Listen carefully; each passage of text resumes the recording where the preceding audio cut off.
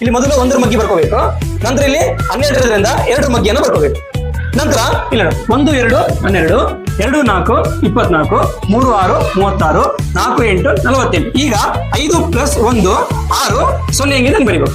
ಇಲ್ಲಿ 6 + 1 7 2 ಹೆಂಗಿದೆ ಹಂಗೆ ಬರೀಬೇಕು. 7 + 1 8 4 ಹೆಂಗಿದೆ ಹಂಗೆ ಬರೀಬೇಕು.